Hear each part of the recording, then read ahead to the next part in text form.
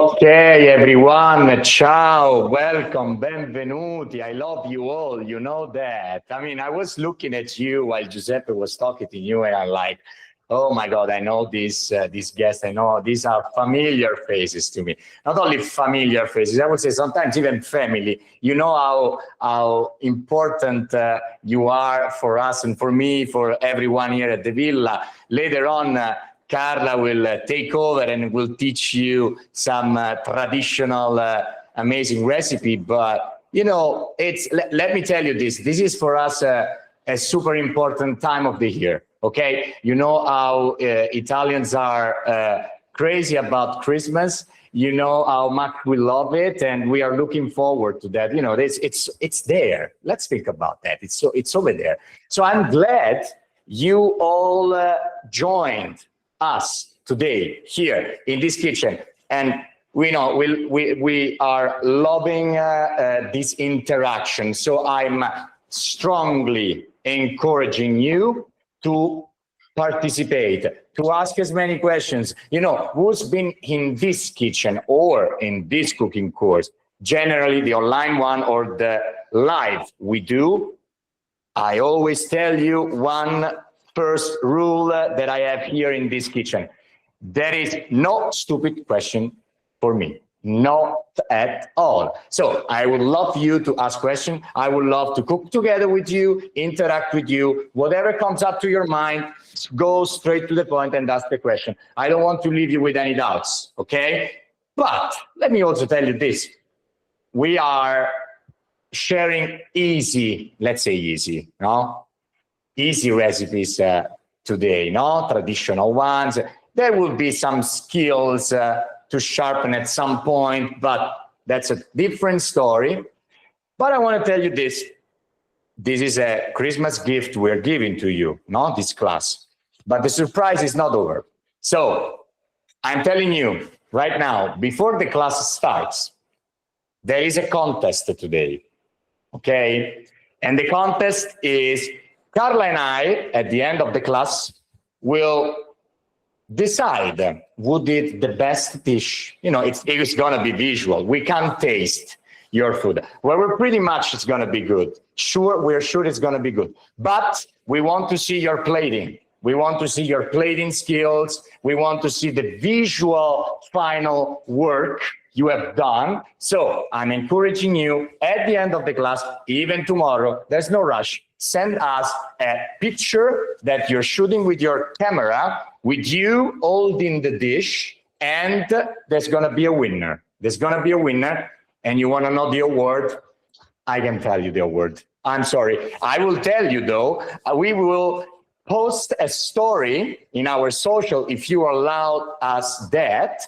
So we will unveil the winner and tell the prize, the award, okay? So I'm telling you this because I like to put some spice every now and then, in the things I'm doing. And this is a little bit of a spice because you're going to be so much focused. You're going to be so much into that. And you'll be like, I want to do these things so good because, competition is good, right? And it's going to be fun. Anyway, anyhow, I'll give you a little short story for the people who don't know me, and then we go straight to the cooking part, because we're here for cooking. My name is Riccardo. I'm 32 now today. I was born in this area. I was born in Sabina region, actually in Tivoli, but I've lived in Palombara, Sabina since I was born. My family is from here. My grandma, my grandpa, they used to have a restaurant. The other grandma was an excellent cook. So I grew up in this amusement park of kitchen everywhere. And it will be like, okay, today I'm going to the restaurant of my grandma and I'm making the pasta. Then later on at 4 p.m., I go to my nonna and ask, Nonna, can you make me some pasta with tomato sauce? And she will make the pasta with tomato sauce. So I've always been a huge eater. As the time goes by, I fell in love completely with this, studying on my own, doing many things in the kitchen. My mom used to tell me I was a little painter, not a little cook, because I will splash the tomato sauce all over the places in my house and in my kitchen, but that's a different story. But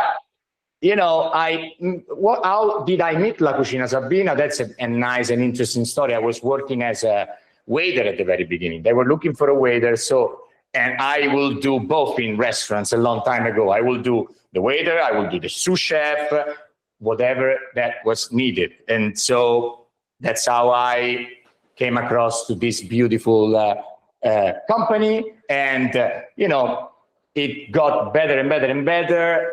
I trained in a Michelin star restaurant, and then I'm here now, full-time chef, co-host, and, you know, I do many things, but this is my place. This is my area, and I always say cooking is an happy place for me.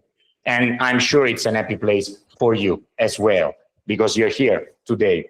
So now, before we start the class, I want to do a little, you know, recap of what we're going to do.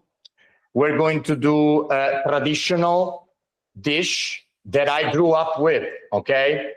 When you are a kid, okay, and you live in Italy, you immediately develop the passion for tortellini, okay? Because we do tortellini in several ways, several ways. But, you know, my favorite when I was a kid was just tortellini with plain fresh cream. That's it, okay? And you'll be like, oh, but it's the cream, it's too much. It's a...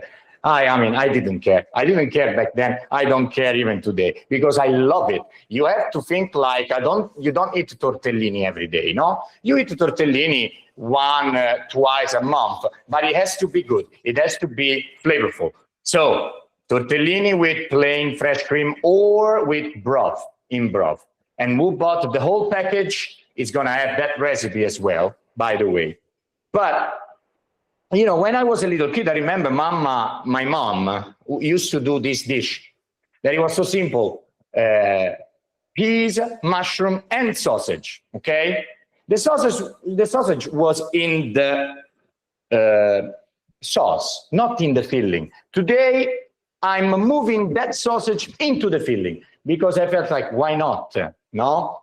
Obviously, you can make it vegetarian and not do the tortellini with sausage, but instead you can do tortellini with ricotta and spinach like you will do with the ravioli, no? And still keep the sauce that we are doing today. So it's a full vegetarian. So that's why I moved the sausage inside the tortellino, because eventually if you don't eat meat, you just switch it with ricotta and spinach, but the sauce will still stay completely vegetarian. How about that? Now, before the class, I asked you to do a very simple thing. I hope you did it. And what I'm left with is just blanched peas, as you can see here, partially because I also asked to do this marvelous peas puree. Okay, so easy, very easy, no? Liquidy. Why am I doing this? No, because it's part of the decoration, part of the play. I like to, you know, I told you I was a painter back then, so I have to do some painting in the dish. Very easy, very basic. No, we have to play with colors. We have to play, and I always say all the senses needs to be involved when you're cooking. Okay, so blanched peas, obviously the puree. I have some mushroom here, you know, already coarsely chopped. And what I will do is to basically do that now if you haven't done before. But you see, they're very thin. Look, no? They're sliced thin. This one, you just cook it a little bit, right?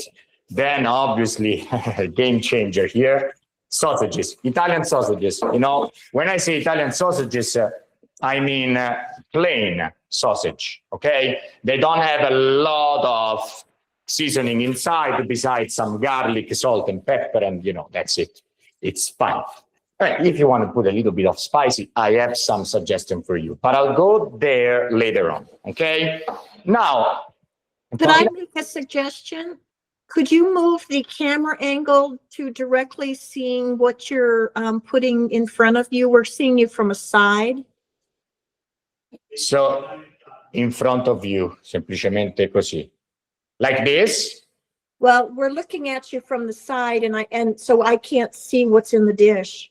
No, so you're not, you're looking from the side, it's, dice che vede quella, capito? Sorry, we are adjusting that. Can you all see my front image or you see the side? You all see the side? I see You don't see this? I see the front. You all see the front. Okay, so maybe that's something going on with you.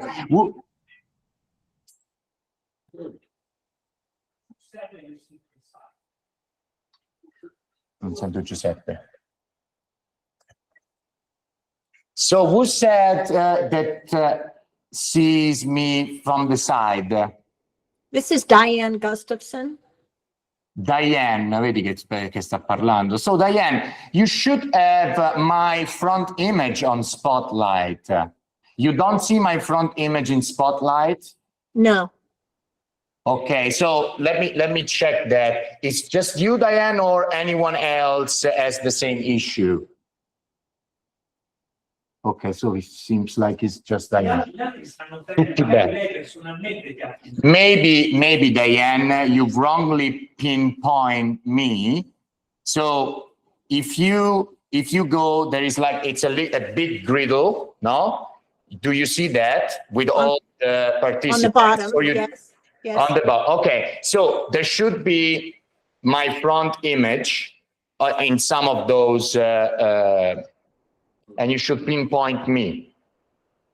Because somehow, somewhat, unfortunately, you may have touched something that unpinned me. I don't know. Hmm. If it's just me, just carry on. It's fine. I'll deal with it.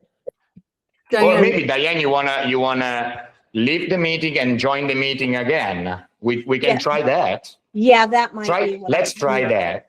Yes. Sì.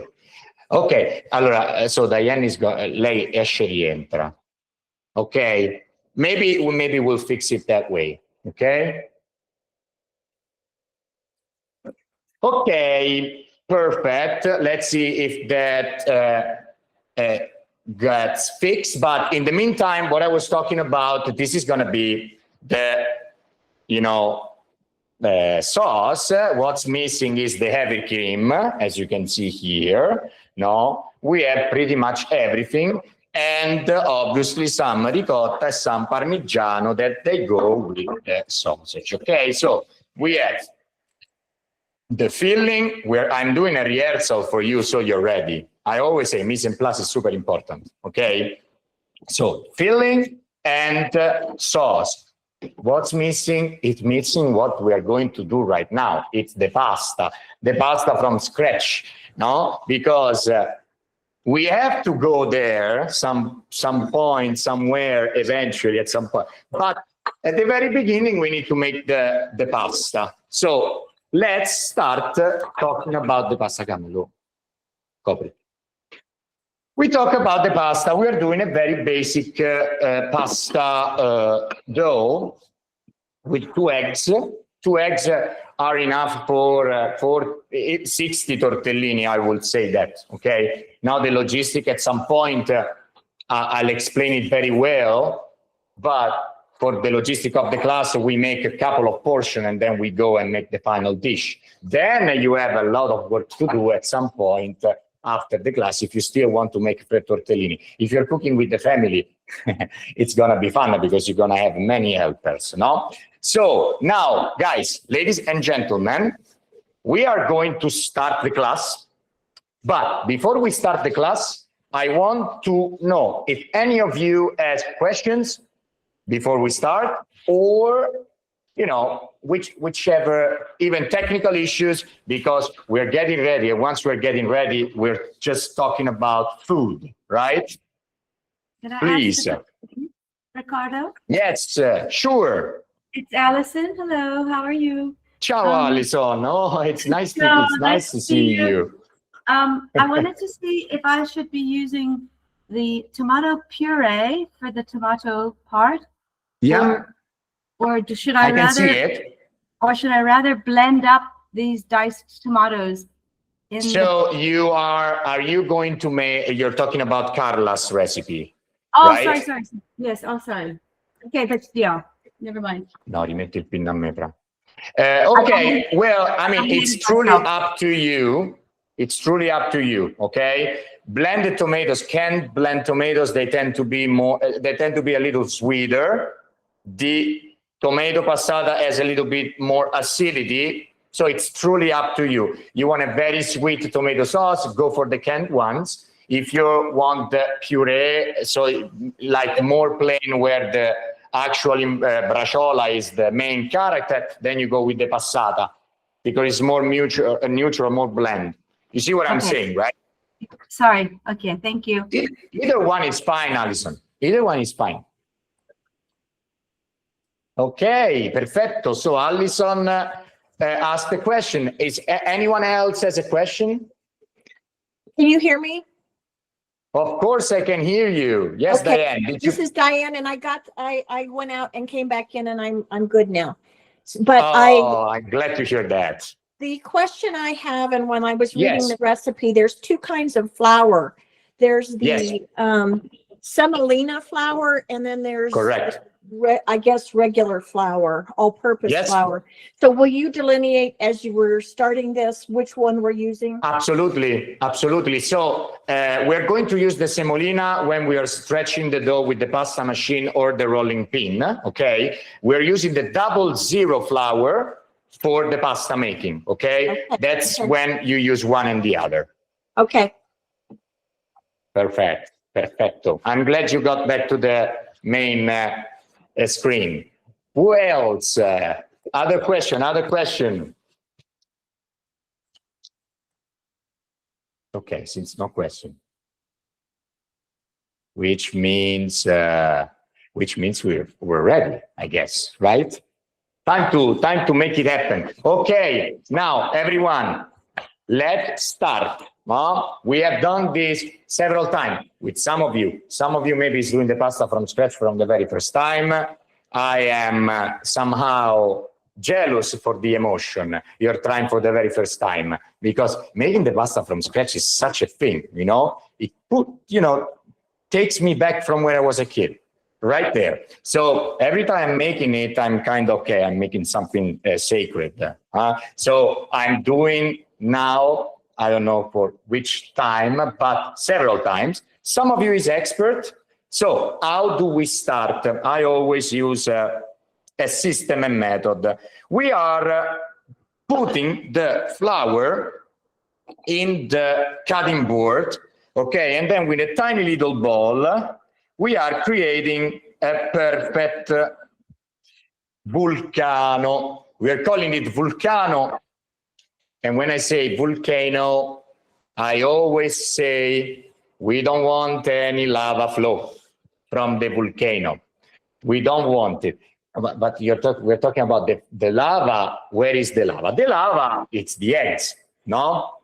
Yes. So now, to understand this better, the edges, that's why I showed you the little ball. The edges needs to be even, okay? It's not like you can do it with your hands by doing this, okay? But the goal is to have the edges even so that you can incorporate gradually the flour, okay? Very important, super easy.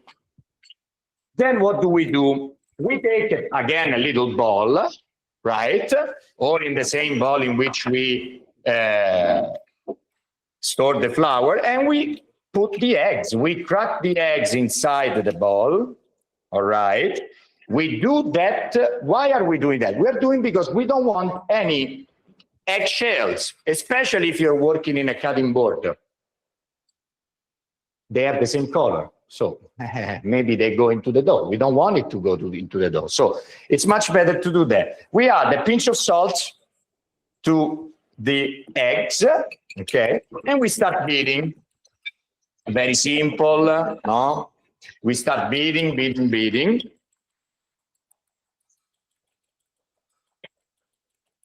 Love this sound. And then I go right in the volcano. So we are again in the one of the most amazing and beautiful food image, no? The flour with eggs, basic tradition in a nutshell. Anyway, now I'll take the fork, okay? And look what I do. I start incorporating the flour like this, no? By cuddling a little bit the inside of the vulcano, a little bit. And when I do that, I kind of start beating it. If I'm beating it, what happens is I'll start mixing. No problem, you're going to develop lumps. It's not a problem, okay? This is what we're looking for. We're just incorporating, and then we apply pressure. How? Obviously with our hands, okay? So this is a system with which you're going to have, for sure, a nice, smooth dough, okay? It requires a lot of patience, but at the end of the day, it's not a big deal if you think about it. Yeah, because when you're cooking, you don't have to do other things when you're cooking.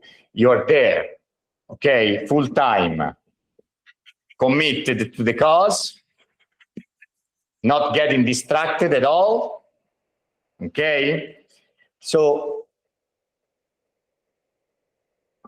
now, when you have this consistency, you see that it's pretty much like scrambled eggs. Ciao, ciao to the fork. We don't think about the fork anymore. And we are starting to incorporating the flour. Now, it's scientific. Yes, it is. But sometimes the eggs are medium. Sometimes they're slow. Sometimes they're large. So the quantity of the flour is the one that I put it in the recipe. But if you see that it's too sticky or it is too dry, you need to adjust the dough. You understand what I'm saying, no? So how do you adjust the dough? Extra flour if it's too raw and sticky, or you need a little bit of moisture. And I always advise water. Water is a way to go, in my opinion, okay? Water, but you don't go with a cup. You don't go with a glass. You go in drops with a tiny little teaspoon, and the job is done. Now you understand. Okay? Don't panic if the pasta doesn't come out. I always say those are the least expensive ingredients, so you always have a plan B. I'm not saying you're not encouraging to waste foods, okay? But we are here to learn, okay? So you see my point. And it's coming out. Here is the magic, as it always happens. You know, the magic of making pasta. It's always good to have the spatula with you because you want to clean the cutting board. You want to do a precise job, especially with this, you know, it's important. I want to clean it. I want to catch it. It's like a game if you think about it, no? Perfetto. And now my dough has come up pretty much well. It's still a little bit sticky. But at the end of the day, it's not a big deal because I have extra flour.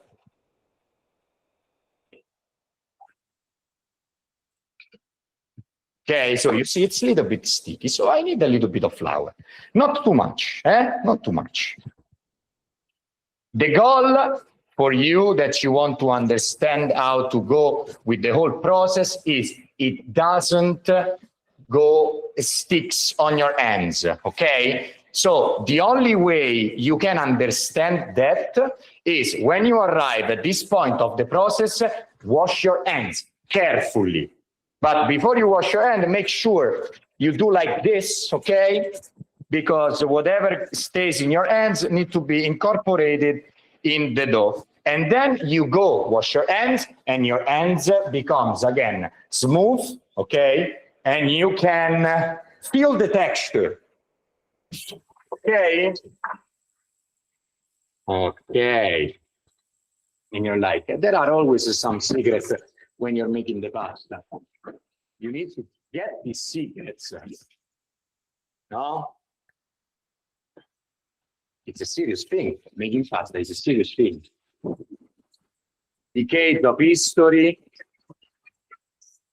techniques, tradition. It's not something you're doing randomly. In Italian we say mettere le mani in pasta. Metti le mani in pasta means you need to, it needs to be hands-on, and you need to, your hands, they need to develop a memory. Okay, everyone, now my hands are clean. That means I can understand the texture much better, all right? You see, no, it's not sticking in my hands. Good clue, okay? So a little sprinkle of flour, okay? And this, where does it go? I always say, it goes to sleep. Ciao, ciao, buonanotte, because it's winter, it's not summer, okay? So, especially here, I don't know over there, we live in different parts of the world. But when it's too warm and you're using air condition, put the pasta into the refrigerator, covered with plastic wrap, because otherwise it dries on the outside. Okay, otherwise, if you're at room temperature during winter time, it's fine, you can do like that. What is going on over there? We mix moisture and fat, okay? So gluten, the gluten pattern is developing. Right now, you have to think like a cooking twine. All the proteins, that is the gluten, they're like all together and they're elastic and plastic, okay? But with time, the fat splits the chains of the gluten and they relax. So the pasta is much easier to work. That's why you need time. There's always a reason why you're doing something, okay? So we want to have it rest so that the gluten chain relax, the pattern forms and create and shapes, and we're going to work our pasta dough. But in the meantime, we have stuff to do, so let's move to the next steps. And we're moving to the next step. What I'm going to do right now, I'm starting working my pasta filling. I'm doing that slowly because I don't want to leave any of you behind, no? And because I didn't forget there is a contest going on. So you want to make the dish, I'm sure. But in the meantime, I'm getting ready for the filling. So very easily, I'm going to remove the sausage from the casing. Okay.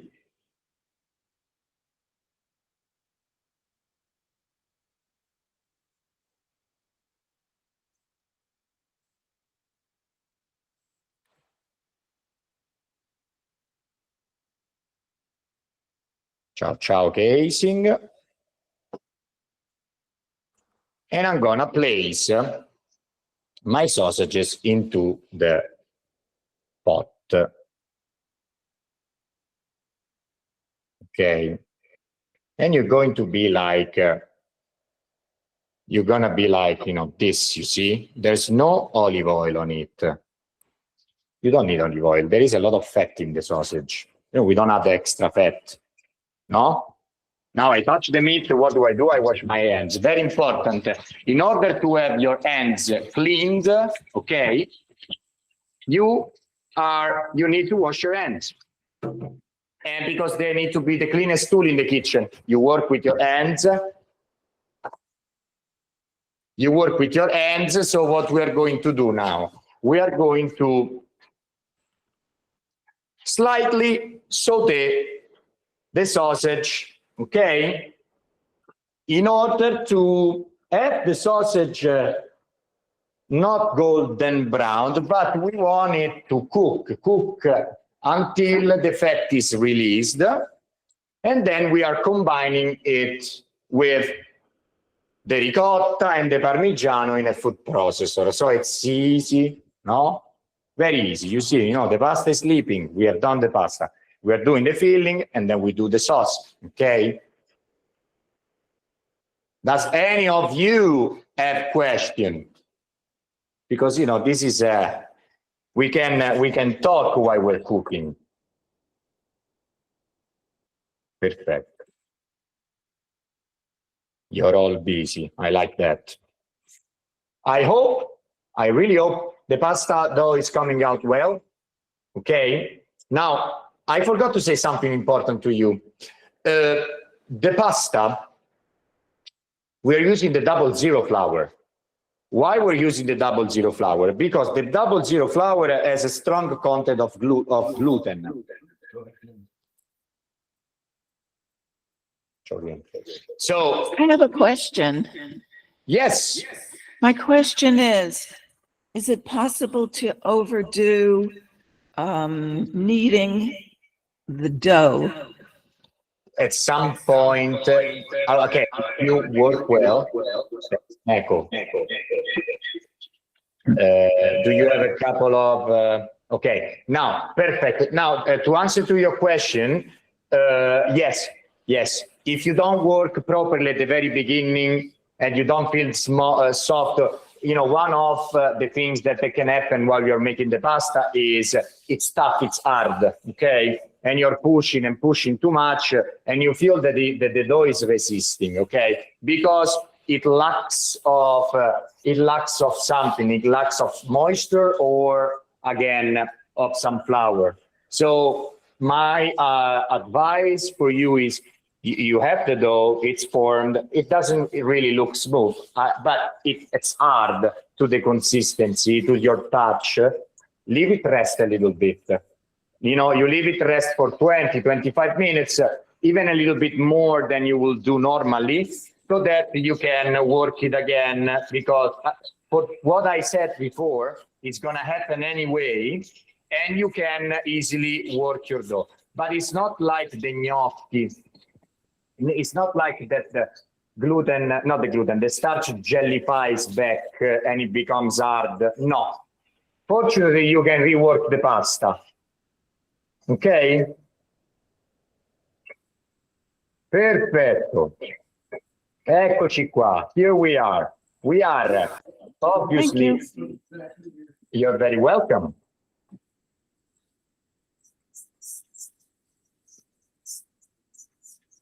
We are cooking the sausage, okay?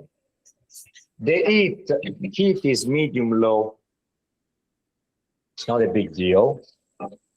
It's going to release some fat, and then the job is done. It's a very easy filling. It's not complicated. We don't want to complicate things.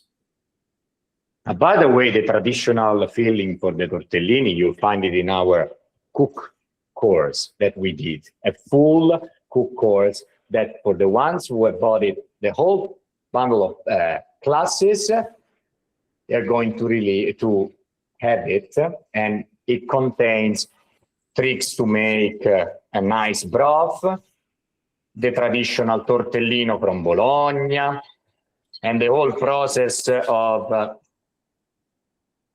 full Christmas meal.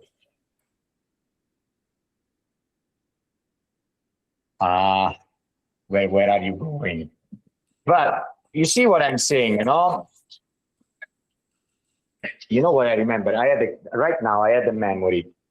I had a memory that I was with the family of my family in Palombara, and I was going to my cousin grandma, and the grandma of my cousin was an excellent cook.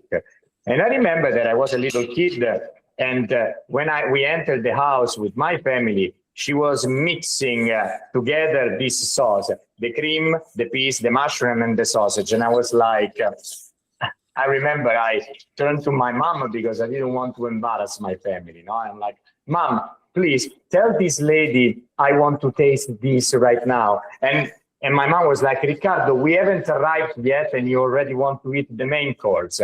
There were many things before. I couldn't resist. I couldn't resist. I had to taste it. So the lady eventually understood it, and it's like, oh, come on, come here. Well, the fact is she hasn't really back then realized that I was going to eat like a couple of dishes.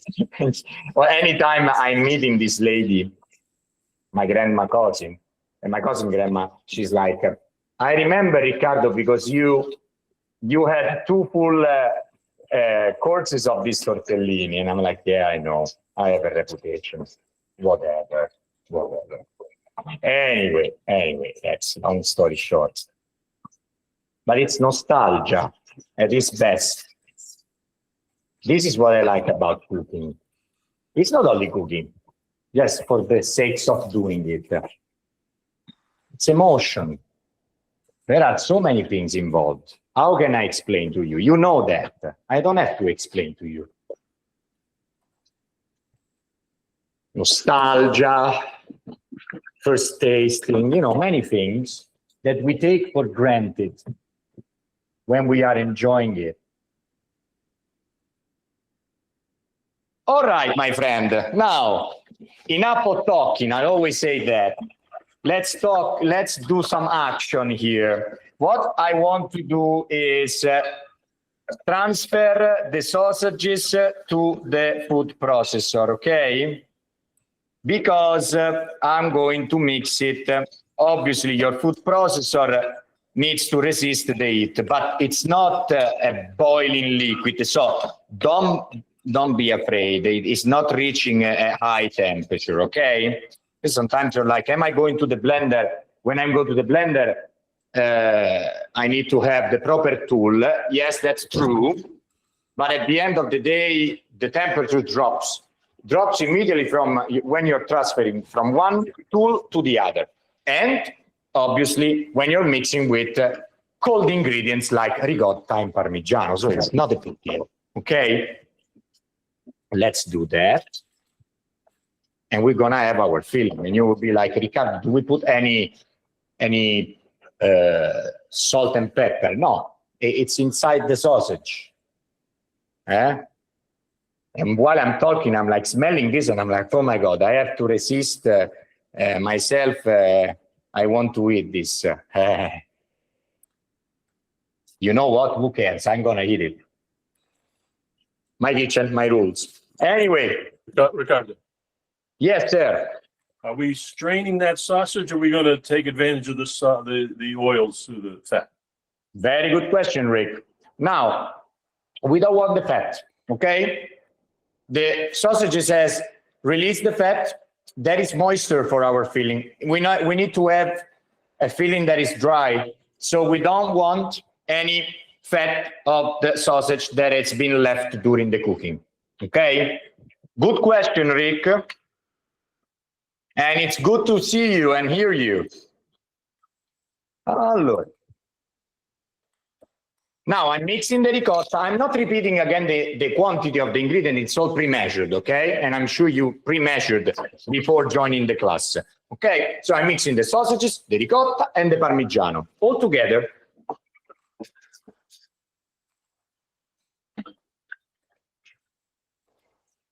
And it goes into the food processor.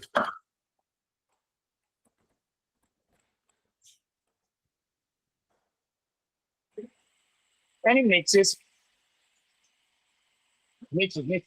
together to compact, okay?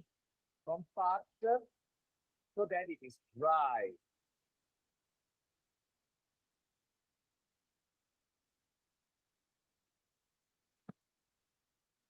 That's gonna be it, okay? Very easy. So easy. We already have our filling. Good news.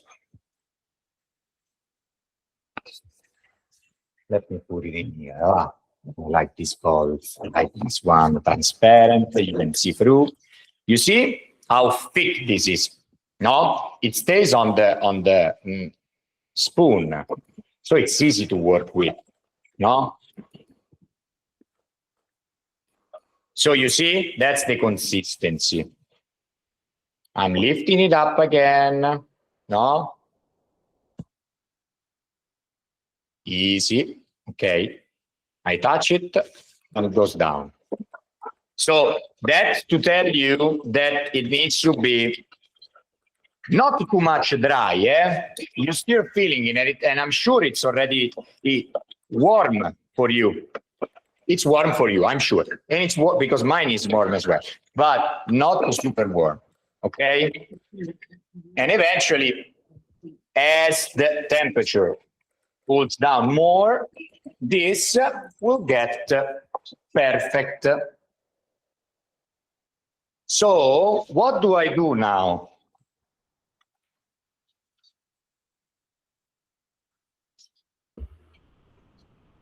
What do I do now, everyone? Sorry, Riccardo, excuse me. Yes, see. If it's a bit late, I know, but if I were to leave out the sausage, Yeah. would I add more ricotta and Parmesan, more peas? I would add more Parmigiano, because Parmigiano can balance, no? And also adds, dries the whole filling. If you have just some sausages, you balance it more like ricotta and Parmigiano. It's fine. What, if I'm not wrong, what I'm getting for you is maybe you don't have enough sausage, no? Am I right, Alison? Yeah. Or you're telling me you have none?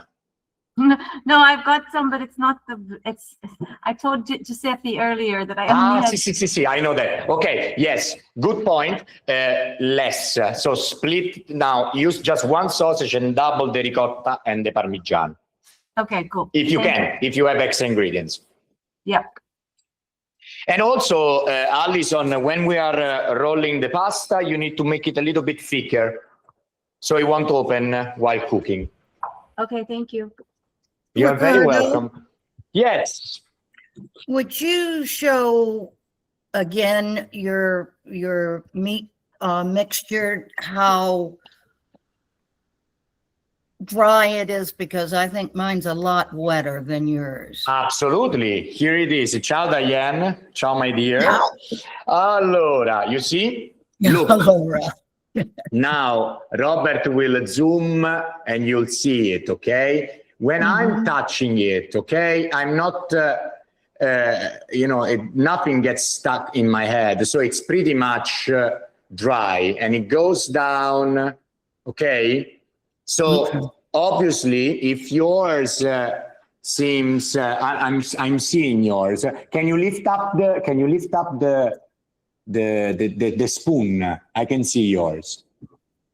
Now you need to make it closer to the camera. No, it's fine, Diane. It's fine.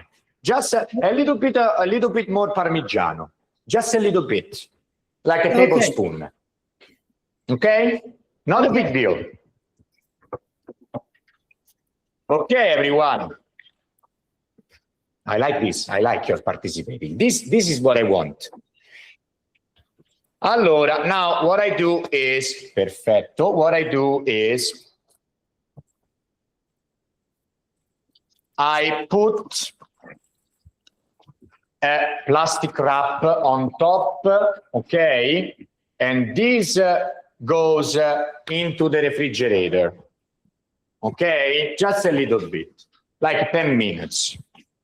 Because we have a lot of pasta to make. Well, not a lot. I don't want to scare you.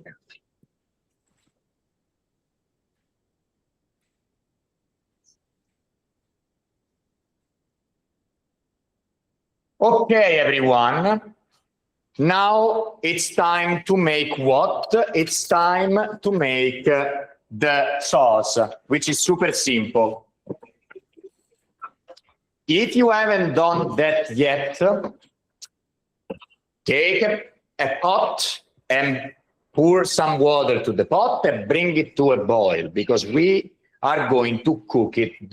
You are going to need it to cook the tortellini, okay? Don't forget that. It's important. You know how many times I'm left with no water. Not that I'm left with no water. I have no water at all boiling because I forget. We're human, right? Okay, now back to the kitchen, back to the cooking top. Nice and beautiful looking stainless steel pan. We are going to cook our sauce. It's the easiest on earth, okay?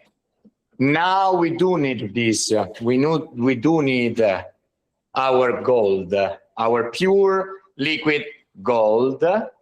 I would say melted gold that we are using here in Sabina, and it's the extra virgin olive oil.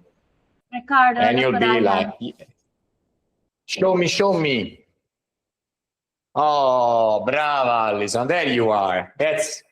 And I'm sure many of you, they do have the same. I mean, once you try it, you don't come back. It's a game changer. There you are. Eccola lì, and also Jennifer. Vedi? Yeah, I'm glad to see all of you. It's so good to see all of you, really. So brings me back some memories. You know, we're all too nostalgic during Christmas. Okay, my friend. Now, extra virgin olive oil, coat the bottom, generous drizzle, okay? Don't be shy with extra virgin olive oil, okay? That's my advice. Never, never, ever. We have a spoon. We are heating the extra virgin olive oil on a cooking pan, okay, like this. And we're going to do what? We're going to pour in the chopped mushrooms, okay, at first, because we just want to make them sweat a little bit. They're going to sweat, and then we add the blanched peas. Don't forget, yes, it's true, we do have our puree, but that's for a different topic. A different topic. You'll see which one. Okay? Are you all on it? Like, no one is left behind? Please tell me.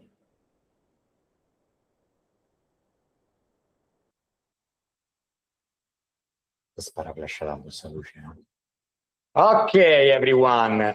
I am pouring in the mushroom. I don't know if you were able, these are what we call a champignon, which is the French word for mushrooms. Some of you may feel like, hey, yeah, Italians and French, they're rivals. I don't think so. We both have our cuisine, no? But anyway, we use the French word for this variety of mushroom, and this variety, again, it is called champignon. What I was able to find in the US, it's the cremini. But let me tell you also this, also the portobello mushroom are a good alternative. The porcini mushroom, it's gonna be the best. But this, they do their job, no? Chef Riccardo, did you add salt and pepper already, or? I did put a little bit of salt to the mushroom because obviously salt attracts water, so it makes faster. It fastens the process of, you know, having the mushroom softened, okay? So a little bit of salt, a little bit. Okay, now I am sauteing my mushrooms.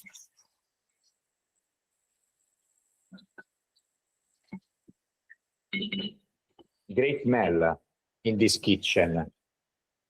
I forgot something though. Yes, I want to put, but maybe I'll do that later on. I'll put a little bit of extra of ground black pepper. Okay, now my mushrooms are softened. Now what I'm gonna do, I'm gonna add the peas.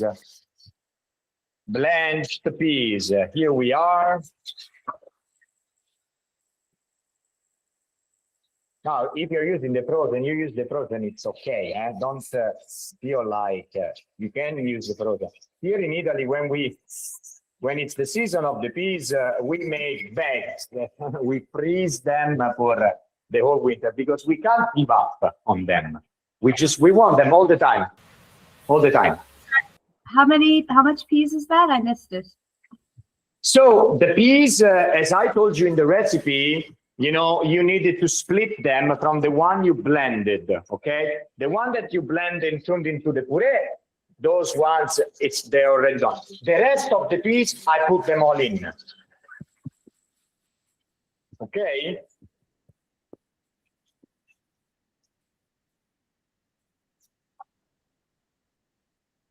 All right. Fantastico. This is the easiest sauce in the world. Okay, now 1 minute. 1 minute. We add the cream, and the job is done. And then we go back to the pasta. Okay, I'm ready to add the cream. Here we are. And the job is done. Okay. And you'll be like, oh, that means we are done. Kind of. Riccardo, was that heavy cream or light cream with Sharon? This is light, you know, we don't really have this distinction in here, okay? But it's similar. What I found in the US is fresh light cream, but also the heavy cream is fine. So it's not really a big deal. Okay, you see, now the cream is blending together. My water is boiling. I'm gonna need to use some of the boiling water to blend in the sauce. No, turn the burner on low heat. We don't need high heat because the job is basically done. Okay. Later on, I'll add some Parmigiano, but I'm leaving this on low heat for about 2 minutes. Then I turn the burner off and the job is done. Okay. What I'm adding now as a last touch, it's some ground black pepper because it's, you know, it pairs perfectly with this sauce. Okay. Oh, that's it. That's the smell I was looking for.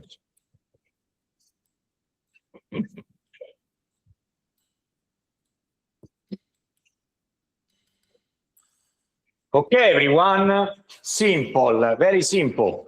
We'll go back there later on, but the job is done with the sauce. It's done. You don't have to do anything else. Now, you may say, but isn't just a little of the cream, we want it to be more creamy. Hey, you know what you need to do? You add more cream. You see what I'm saying? If you want to have it creamy, super creamy, you just add a little bit of more cream. But I like this way. This is a good balance, in my opinion, okay? And when I'm adding the Parmigiano at the very end, I'm sure it's going to be perfect. Even because now I want to give you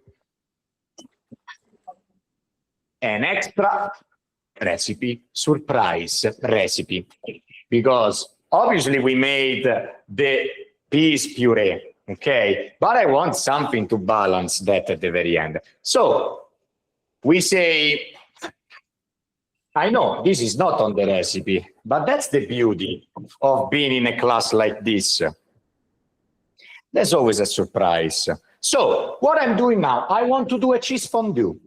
You know, some of you know me, and you know how much I'm obsessed with cheese fondue. I just love it. It's one of my favorites.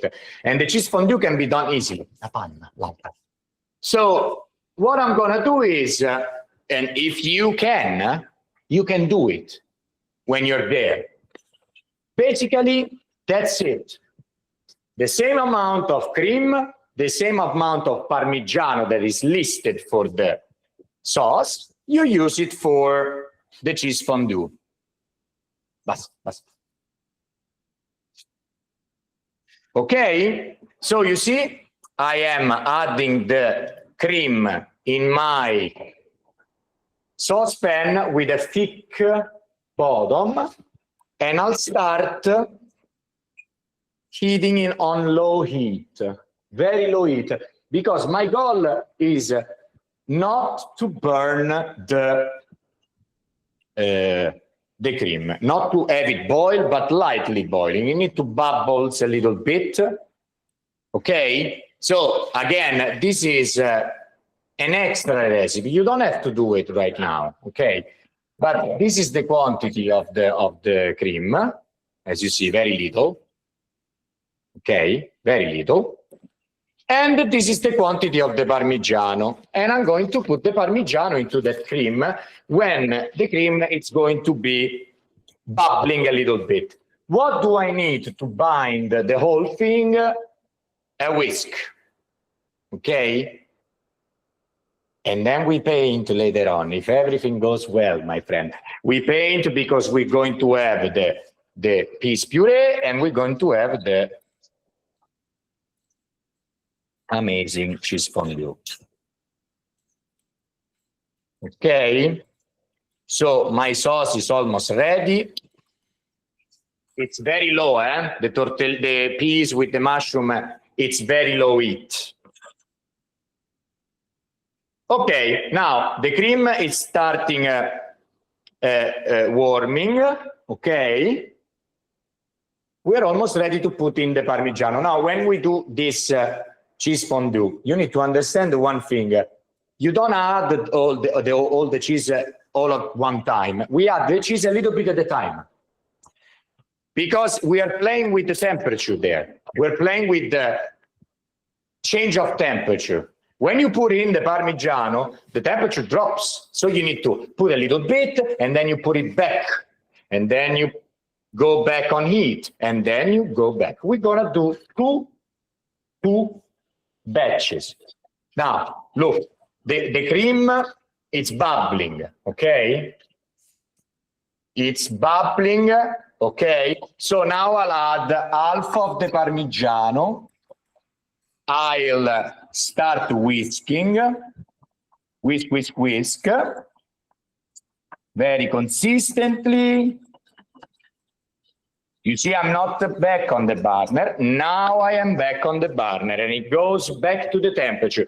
We need to reach the same boiling, not boiling, almost boiling, just bubbling. All right, everyone. This is how you make a cheese fondue. This is the trick. Time, patient, different batches, okay?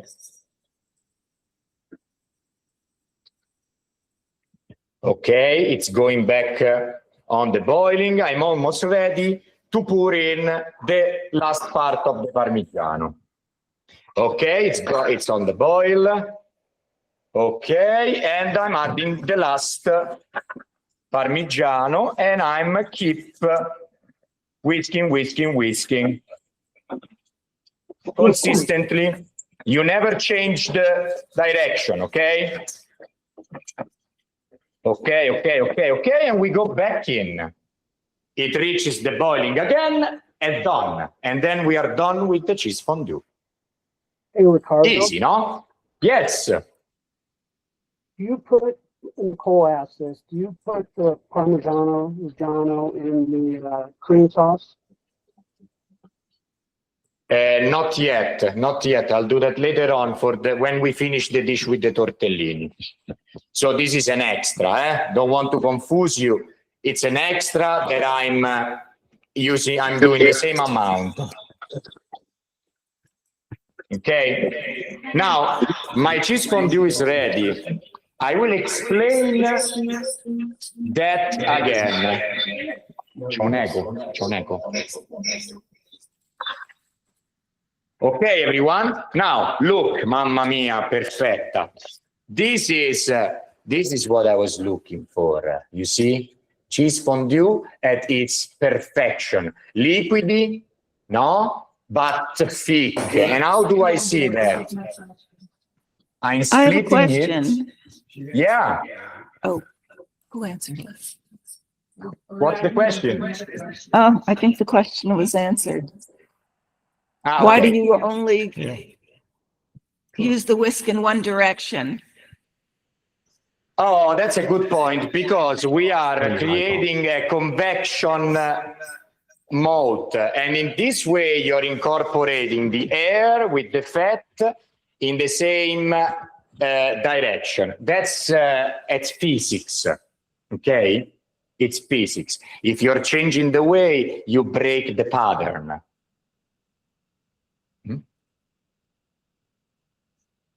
Now, everyone,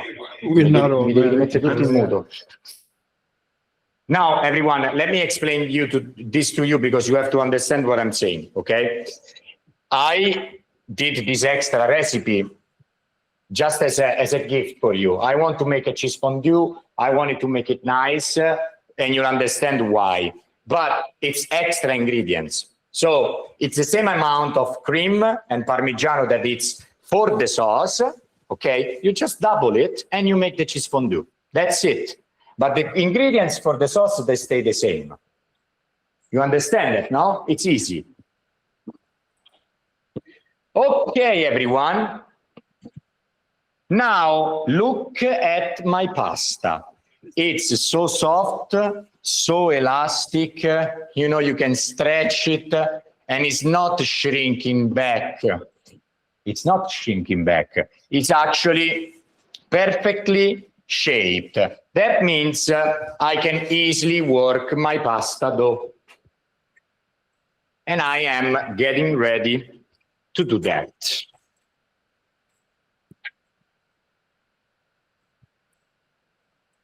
What I'm gonna do it now, I'm not sure if everyone has I'm not sure if everyone has the pasta machine. Okay? If you don't, it's not a big deal. Okay, what I'm gonna do is I split the dough in two parts. And I need a rolling pin. We have to do both. So someone needs to bring me the rolling pin. Here she is, you see? And we have our Nonna Carla, who just entered the class, Carla? So I told Carla before, don't hurt me, because it's, you know, it's all beautiful, nostalgia stuff, whatever. But my Nonna, this was grandma's weapon. Because when I was muta tutti, muta. So okay, when I was a little kid and I was stealing some pasta because I would eat some pasta raw, what happens is my nonna will beat me with the rolling pin. So Carla, it's the perfect nonna for doing that. Now, what I'm doing, since I love to do this together, no? And for the ones who have been here at the villa, you know that when we make the pasta class, Carla and I are a team. We are a team. We say siamo una squadra, okay? So Carla will demonstrate how to roll the pasta, okay? And I will demonstrate how to stretch it with the pasta machine. But obviously, now I want to give the focus on our chef Nonna Carla. You see, Carla put the semolina on the pasta and is applying pressure with the rolling pin. She put the semolina because the dough is not going to absorb the semolina. That's why I told you before.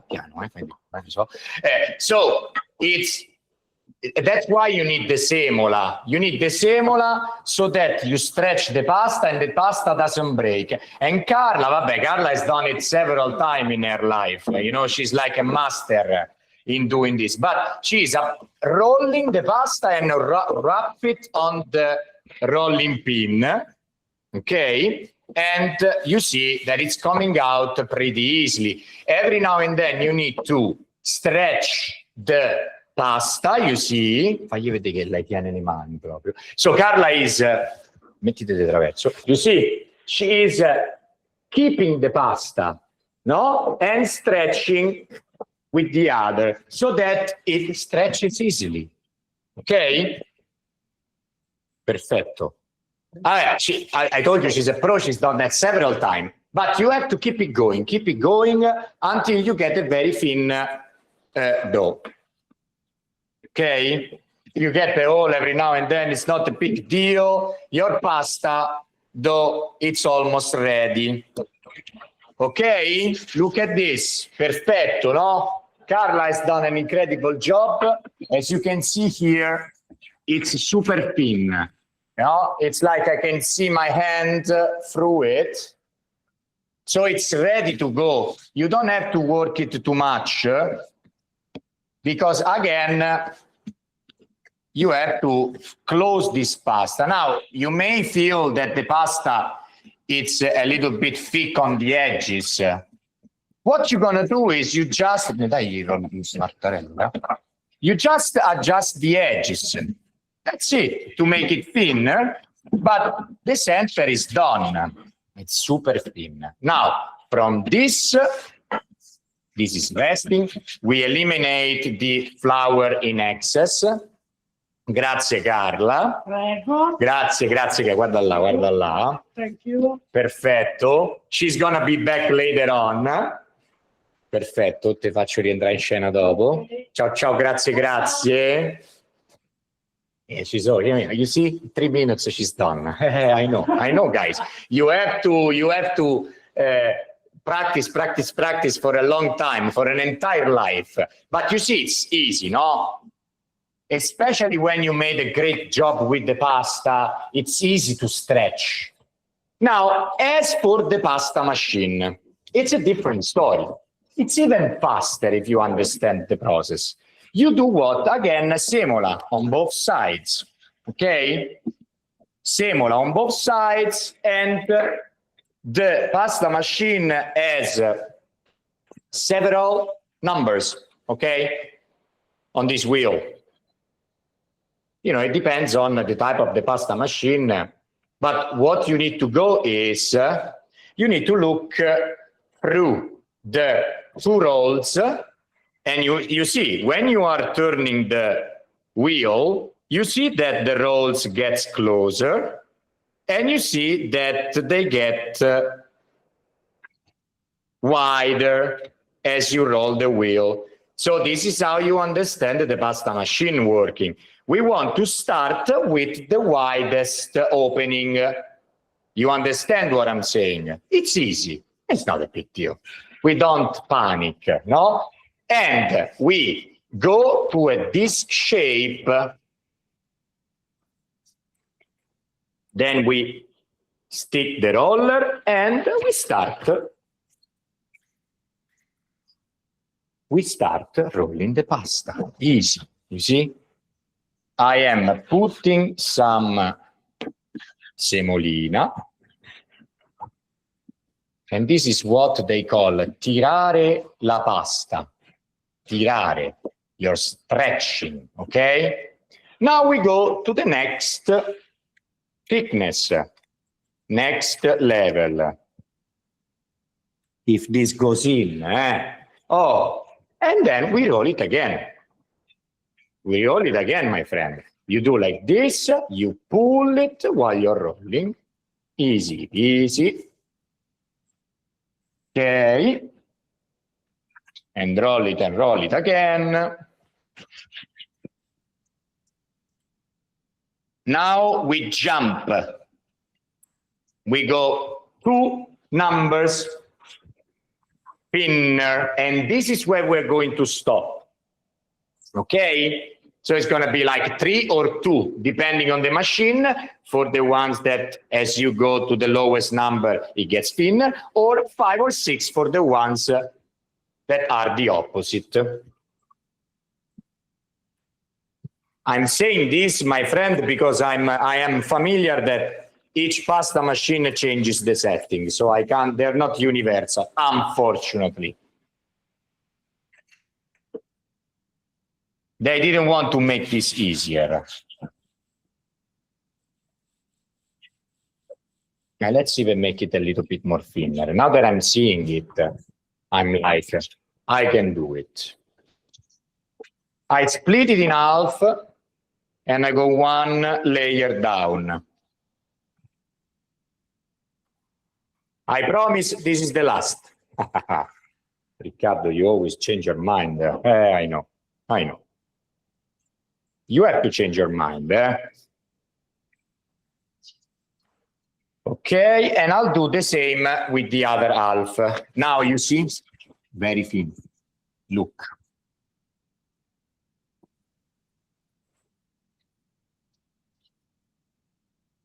Very, very thin. I would love to be to everyone's house right now and look and touch and adjust and give you the perfect advice. But I am sure you're kind of understanding it. You know what gives you the best feedback? The taste. You have to trust your taste, okay?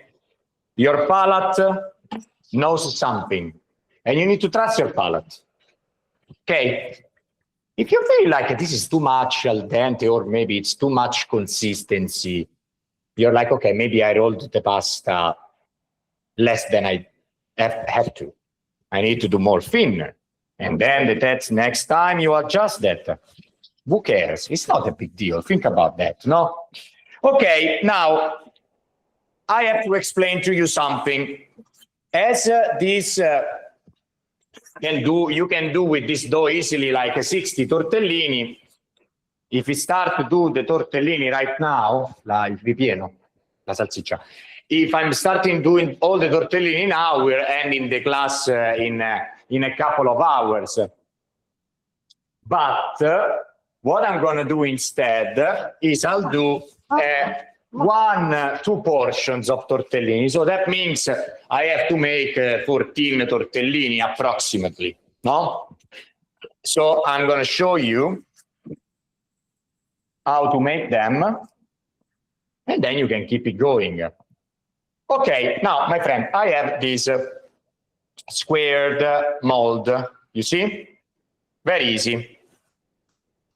This is for the tortellino, tortellone, it depends on the size, you can make it thinner. I always say, the first time you're making the tortellini, you make it a little bit larger, bigger, because it's easier.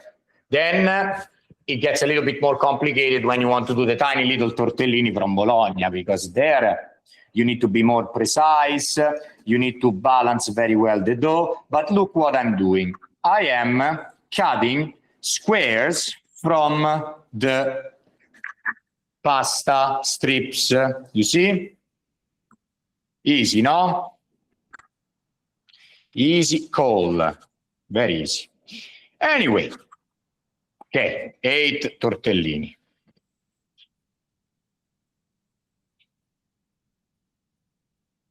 I have 8 tortellini. Let's make some other.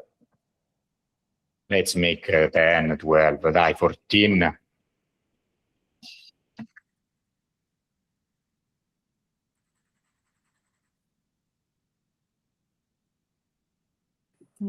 Riccardo, can you hear me? Yes, Joanne. sure. Ciao, Can you use Joanne. Hello, my friend. How are you? I'm great. How are you? Great. Good. I'm great, Can you as you use a- see. I see. What if you just have round cutters? Does that work? It's absolutely fine. Yeah. It's not a bit. You're making the cappellacci. You know, the difference from the tortellini and cappellacci is just the shape. The No, shape. it's not a big deal. See. Okay. It's fine. Go for it. I'm used to making cookies, not tortellini. I know. But you know, it's absolutely fine if you use the squared or the round. It's either way. Now I make I don't know, maybe in the recipe I also say round. I don't remember, but it's either way, it's fine. Don't worry. Now you have 2 options. You can use your filling it now as basically it's perfect. It cools down, and you place the filling right in the center of each square. Don't exaggerate, okay? A little dollop, not more than that, you see? Because think about this. We need to close these squares in half, and then you need to fold them again. So if we put too much of a filling, it goes on the edges, and you won't be closing the tortellini. And this is so unfortunate if that happens. We don't want that. Because you'll be like, I could have done it less. Yes, exactly. I'm telling you this because I said too many times I could have done less. Maybe I'm going to say even this time, who knows? Anyway, allora, you see? Simple, very simple. My couple of portions are ready. Actually, this is one portion if I'm eating. But that's a different story. Okay? What do I do now? I'll have some water, cold water in the bowl. And a little brush. You see, a little brush. I am slightly wetting just half of the squares. Okay? Just half, so 2 sides. Simple. Because they need to adhere.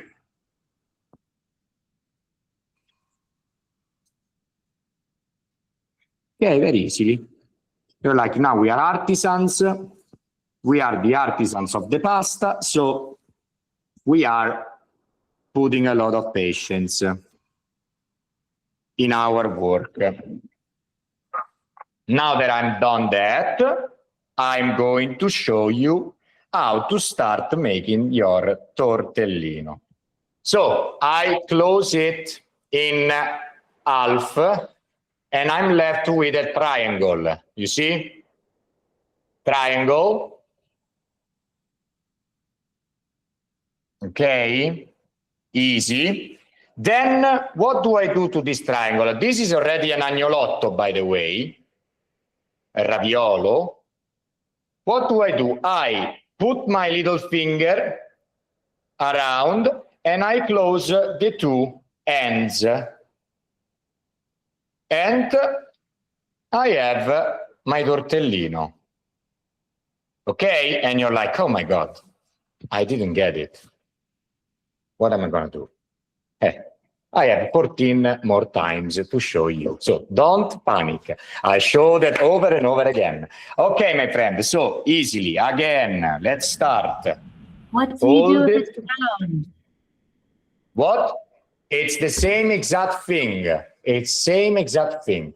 If it's round, you close it in half, you get to the agnolotto, and you put together the 2 ends. So don't worry about the round.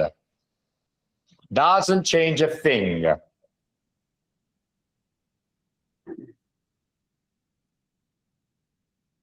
Actually, I should have the round one. If I have it, I'll show you.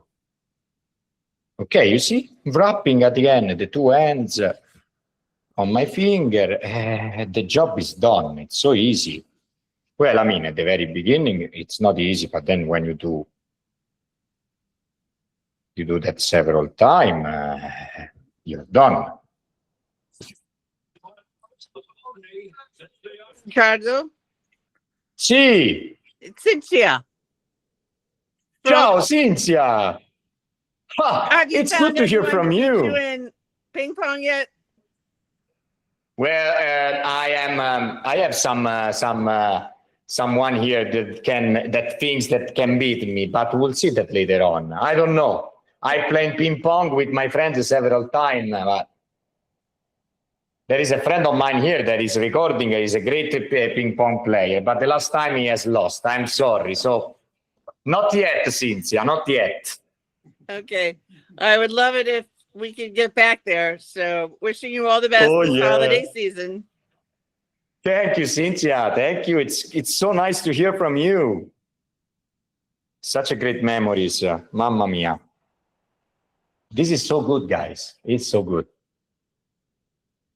Can't tell you how much happy am I. Anyway, anyhow, back on the tortellini. You see what I'm doing? You see what I'm doing, no? I'm keep doing my tortellini. Because while I'm working, I can talk. And you see the whole process. Show me your tortellini if you have done one, eh? Don't be shy. Oh, brava. Brava, Diane. I'm proud of you. Sorry, not cooking, watching football in the States. It's fine. It works as well. Actually, my team is playing right now that I'm thinking. Okay. What team is that? It's Lazio. Oh, maybe different football. Sì, it's soccer.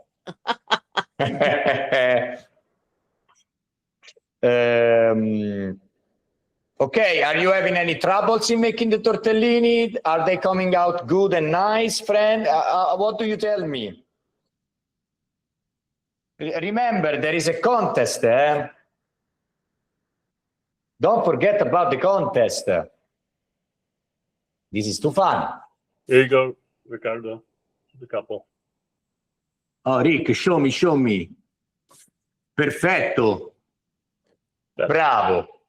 Well done. Well done.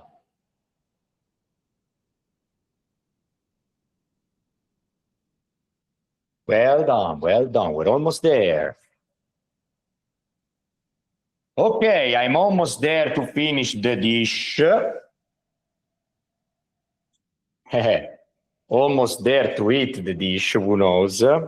Yes, because here it's almost dinner time. And then we have something more to be done, which is quicker, but still fun.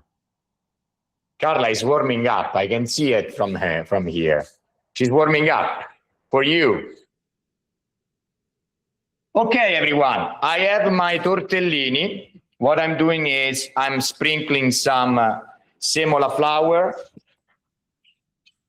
My portion is almost ready. Here it is. I'm getting now to the final stage.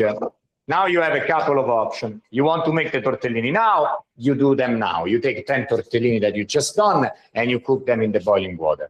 You want to keep doing the tortellini and make the tortellini later, just keep doing the tortellini, but watch this part, because this part is when we assemble the whole thing. Now, you see, this sauce we prepared, it's for all the tortellini you're making out of that dough. So what we need to do in this case, since I'm doing just 10 tortellini, I am stealing from the pan some of the sauce.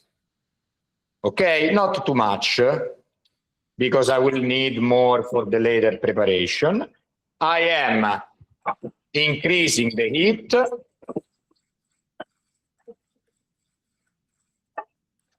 By the way, I want to show you something. Look at the cheese fondue. Now it's at the perfect consistency. You see, with the cold, it went to the rich and soft. So what do I do now? Very quickly, very easy. I am adding some salt to the boiling water, okay?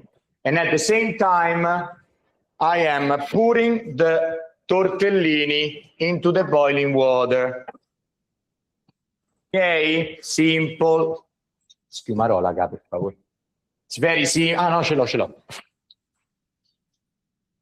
I have a slotted spoon here.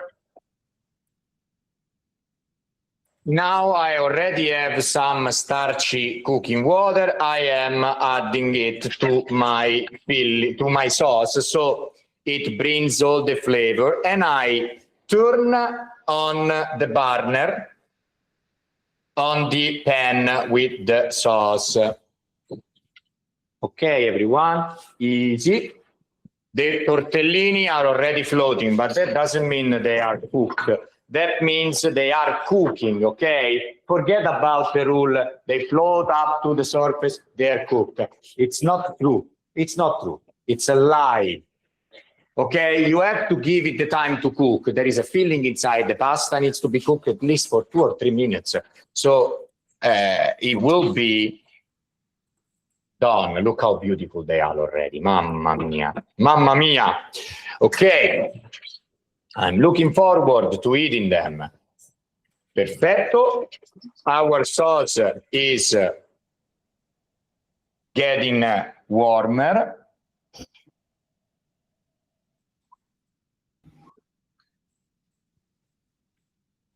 Scusi, Riccardo. Prego, who's talking? It's Brian. Ciao. Oh, Brian, mamma mia. Ma, guys, it's where's Robin? She's right next to me. She's doing all the hard work. Buon Natale! Ciao, belli. Ciao, belli. Hey, it's good to hear from you. Tell me. Yeah, you took some of your cream sauce and separated it to a separate pan, right? Yeah, exactly. I separated because I'm doing just one couple of portions. Correct. All right, I'm good. Thank you. Grazie. You're very welcome. Prego. Okay, now at the same time, I want to warm the peas puree because I'll be needing it to decorate. So my tortellini are almost cooked. My sauce is cooking. Now what do? Skim them out and throw them in the pot with the sauce. Now it's the time for the magic. We are melting it. Easy. Well, perfect. This is what I was talking about. A fantastic tortellino. Look how beautiful they are. It's been a long way, but it's worth it, you know? So you see, the tortellini are cooking. Everything is pretty much done. Oh, no, I have to switch this with that.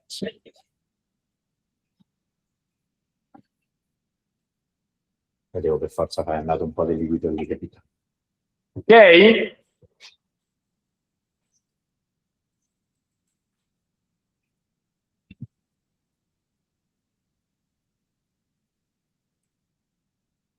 This is what I like about induction. A little wipe, clean. Devo switchare. Ma non... Okay. Okay, now, my friend, you remember I talked about the Parmigiano. Now it's the time to add in the Parmigiano because we are finishing our sauce with it, okay? The tortellini are pretty much done. Some of the cream is left over. They are absorbing it. Our goal is that they bind perfectly together. Our peas puree is ready. And I'm getting ready to the plating, for the plating part.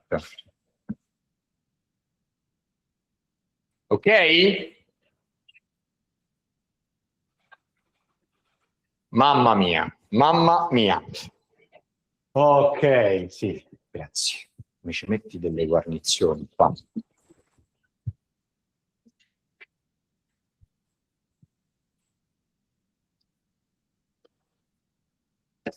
Okay, the tortellino is ready. I add now 1 tablespoon of Parmigiano. Okay, I keep blending it because it's still very, very warm, so it's not a big deal. Oh. Now I have it resting a little bit. What am I gonna do in the meantime? Hey, Riccardo. Yes. Did you add pea puree? No. Wait a second. Now I'm adding a little bit of the pasta cooking water to the cheese fondue to bring it back to warmth at consistency. So now it's time to do what my mom told me I was good at, so painting. Let's paint a little bit. Allora, where it is? Where are you? Ah, you're over there. Ok. Perfetto. Perfetto. Un cucchiaio, ga?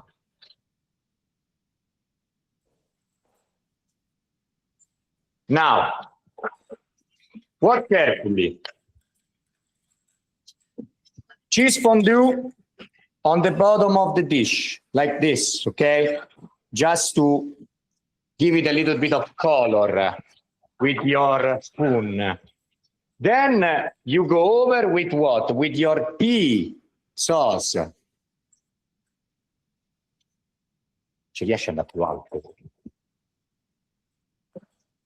Look, painted, no? Easy, it stays. And then what do I do? Very carefully, I'll plate in the tortellino.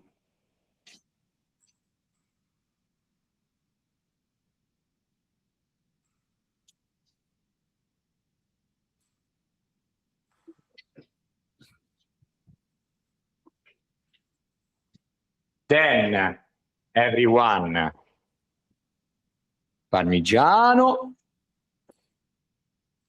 ground black pepper, and your tortellini dish are ready.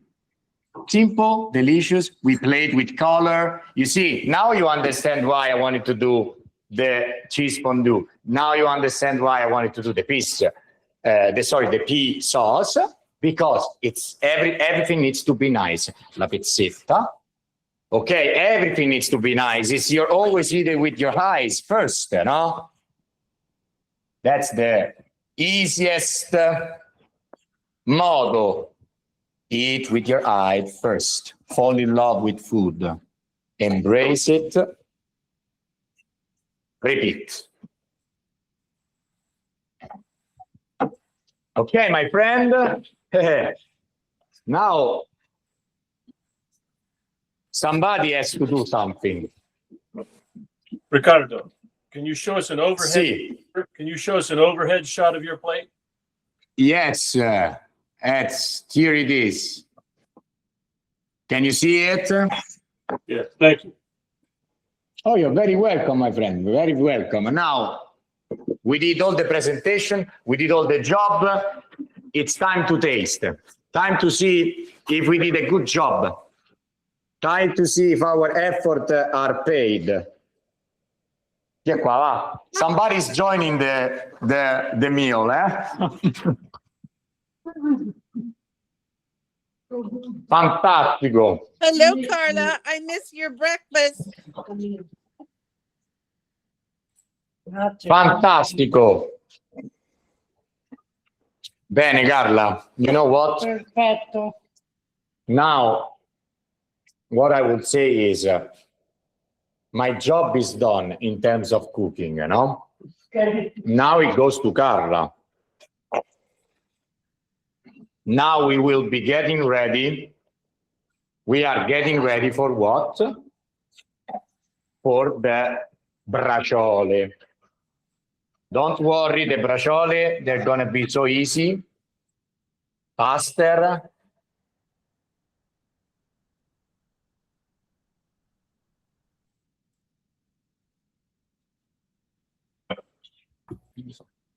Thank you for the pronunciation of braciole.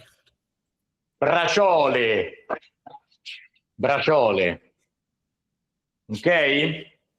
Adesso, my friend, Carla is taking over.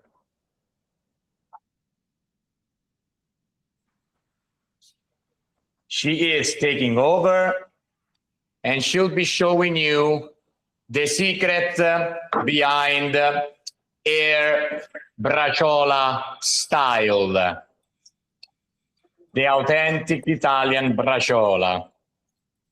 So take some time, take a couple of minutes to turn over the kitchen, and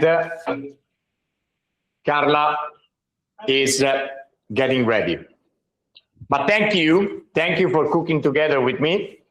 It was an amazing class for me. I'm not leaving the stage because for obvious reason, you understand, I'm going to translate for Carla. But now she's the chef. Now she's the star. And she is a star, you know that. Vai Carla, sei pronta? Ok everyone. Allora tu inizi con la salsa? Sì, va bene. Now, Carla is going to start with the tomato sauce making. Okay? She's now basically drizzling some extra virgin olive oil and she's gonna be cooking the tomato sauce. This is the first thing you have to do to make a perfect braciole.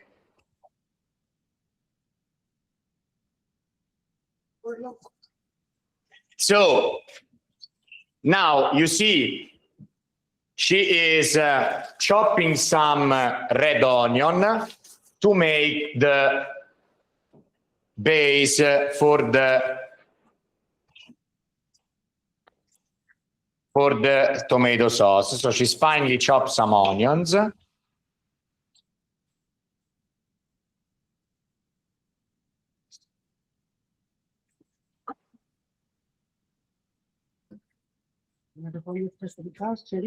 And now, te lo metto io a... You wanna go on the cooking top, qui magari, on the cooking top, and saute the onion. Poi Carla, che facciamo? Dici qualcosa. Mettiamo la passata, un pizzico di sale e facciamo... Ok, now Carla is telling me that she's getting ready to make the for the passata to go into the tomato sauce. But the first thing, she wants to brown a little bit, not brown, but she wants to saute the onion so that basically they sweat, no? Devono sudare, Carla. Sì, devono sudare. Devono sudare. It means they need to sweat a little bit. I have a question. Yes. Why do you Who's use a red talking? onion? For sweetness, Nicole. We love red onion for sweetness. Exactly.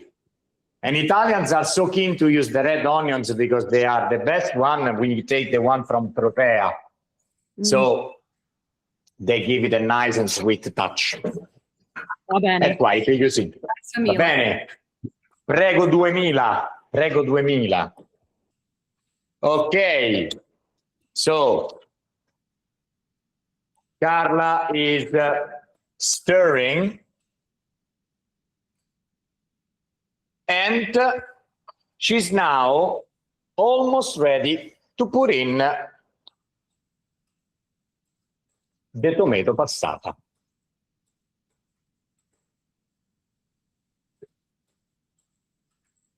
Basso, alto, va bene? No, va bene. Perfetto.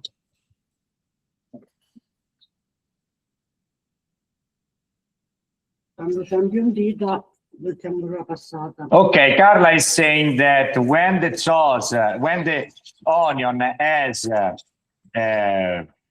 started to sweat and be translucent, she put in the passata. And she's adding now a little pinch of salt. Okay.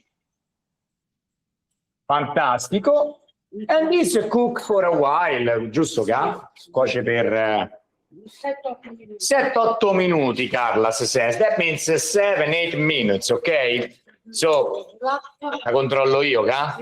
I'm asking Carla, should I watch the tomato sauce? She's like, yes, you have to. You're allowed. Okay, thank you, Carla. Grazie. Okay, you pour a little bit of water, just a little cup. Aspetta, Ga.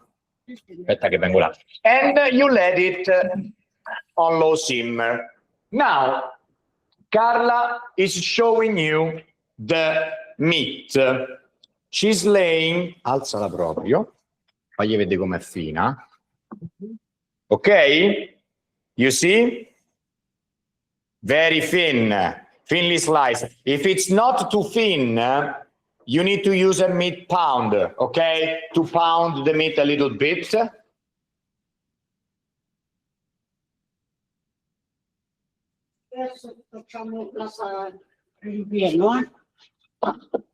Okay, ragazzi. Okay, everyone. Carla is saying this is the meat. This is the way it is. But we want to make sure to make the filling. So to roll the. So she's adding the rehydrated raisins,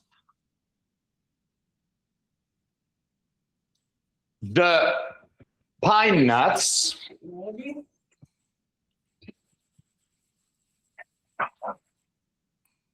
pecorino.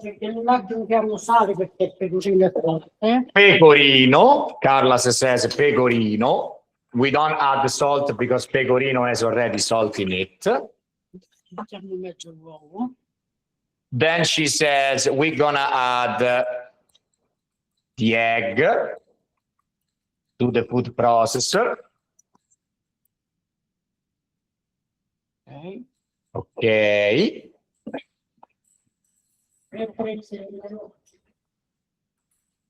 And some parsley that you can roughly chop, because in any case, in the food processor, it all goes back together. Te metto la cosa.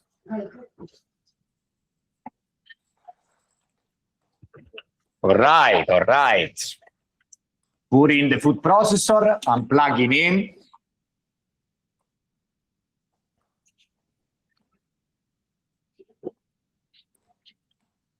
Ci siamo? Carla is adding the garlic, which is the last thing she's going to add to the filling, to the mixture. It's just half of a garlic clove. It's not a big deal. Accendo. And she's now chopping, mixing the whole thing together. To get to kind of a paste, you know?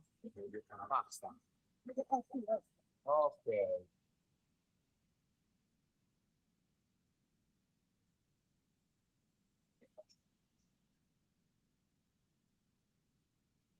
Okay. Now she processed this and she's going to show you the way it turned out. Similar to the filling we've done before, you see? Easy. Not too moist, not too dry. Perfect, I would say. Smells incredibly good in here. So when you're done with the filling, she's showing you that you need to use the toothpick, okay, to make this recipe, because when you're rolling, te ne vuoi fare due alla volta così c'è più spazio. Te lo do io, aspetta. Okay, now Carla is going to work the rolls. You see she's seasoning with salt the meat, and then she's adding to the very center big dollop of the filling. Okay. Perfetto. She's working two at a time, as you can see. These are like Sicilian, Napolitan style braciole, The pine nuts, the raisins. This is you want to add a slight touch, put some orange zest, and then you tell me. Okay, bye. Okay, now, as you see, she is rolling, wrapping it, okay, to create the braciola, and she is closing the edges to close the involtino. You see? You see the way she's doing?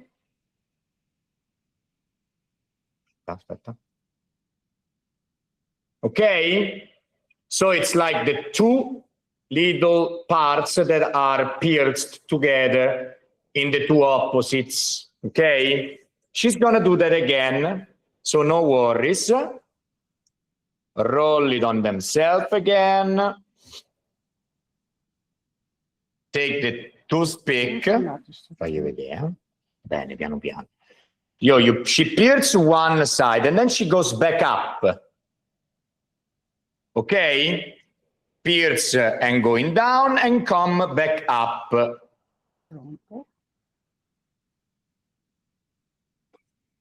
Non sento. Non sento. Sta parlando qualcuno?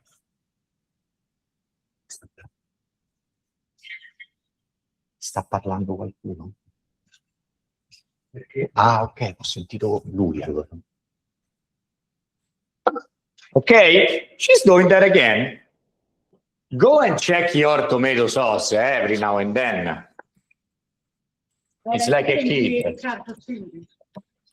Carla says, turn the burner off because we are already done with the tomato sauce. We go back there later on. So 7-8 minutes, no more than that. Allora, rimane sempre un po' di impasto che lo mettiamo nel sughetto dopo. Okay. Okay, Carla says if you have some of the leftover filling is not a big deal. You can freeze it or you can add it to the tomato sauce. It's truly up to you to give more flavor. It's up to you.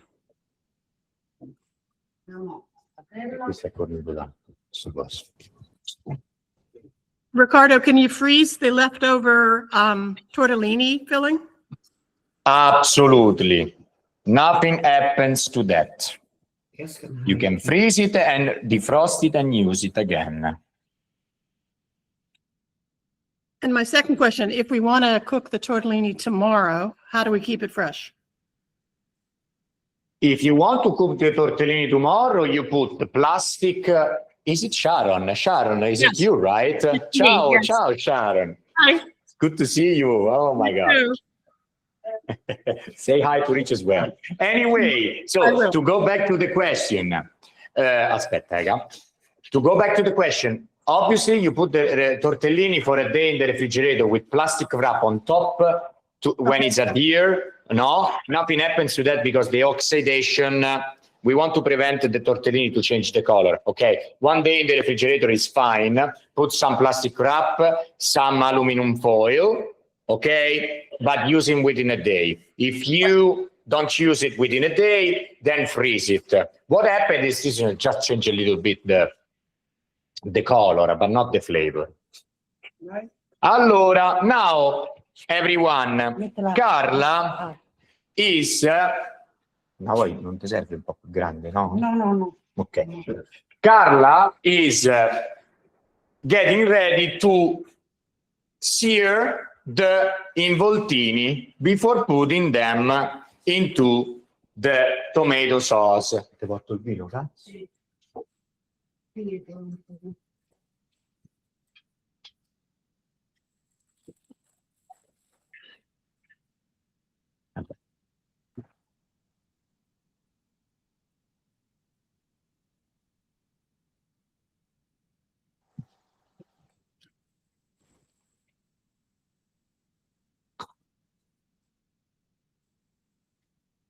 No? Vabbè. Allora, Carla is putting the involtini, the braciole, into a non-stick pan, so she's gonna sear both sides.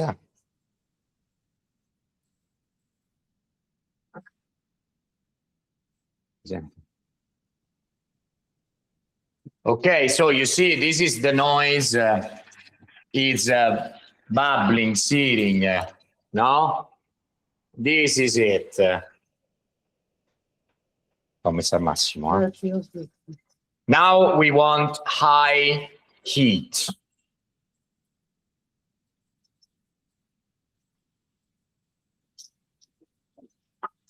Sapete che fa calore un po'.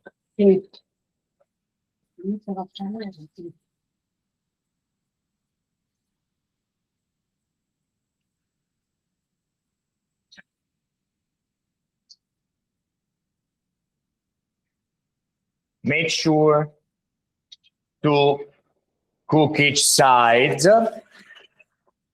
before then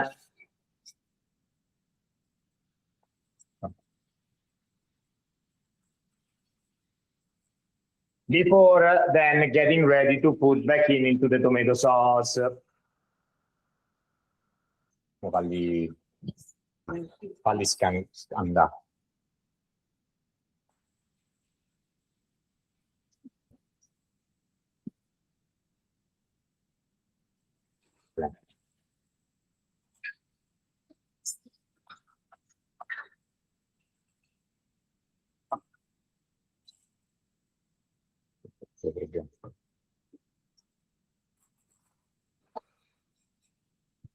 Ok?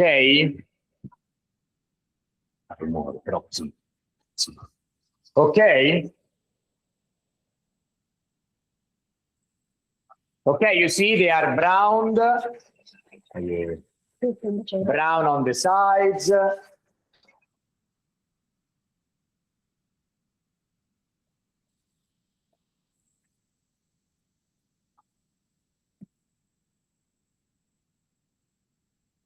Smell incredibly good.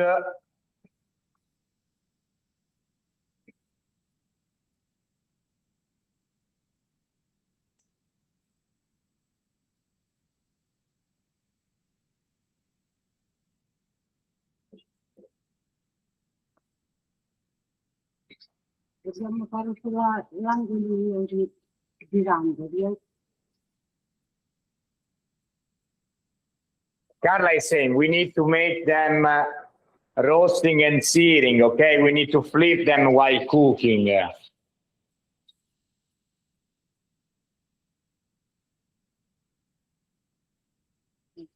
È pronta? She's now going to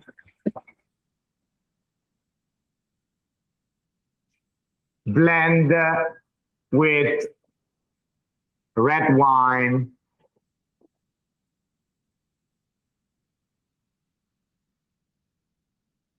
So when you have seared evenly all the sides, you want to make sure to get some of the wine.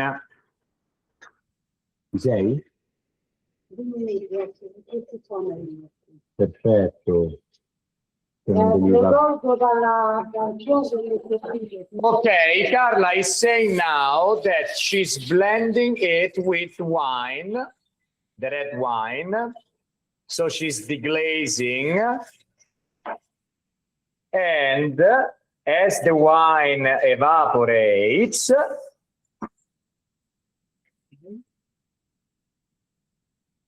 she's going to do the last part. And the last part is putting them into the tomato sauce.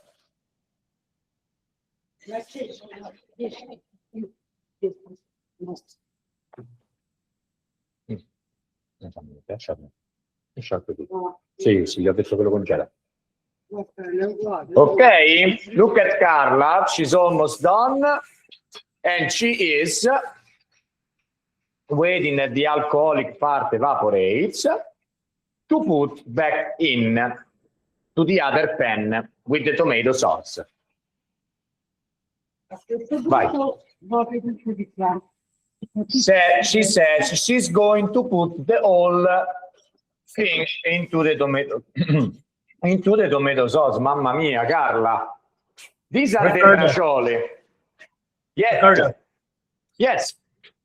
do you cook the meat completely through or just browning it? Just browning it. Ciao, John. Yes.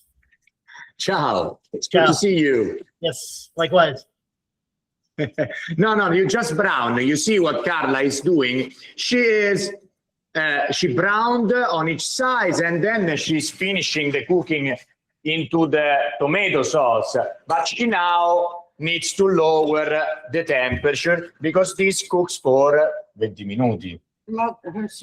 Like 10, 20 minutes. If you cook it to a very low heat, 25 minutes, 30 minutes, then it goes to tender. It's tender, no? This is our goal. we want to make them nice and tender. Okay?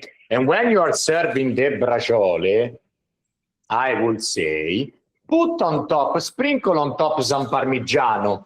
No? That's the way to eat. Or you taking this. Now, beforehand, we talked about the extra virgin olive oil.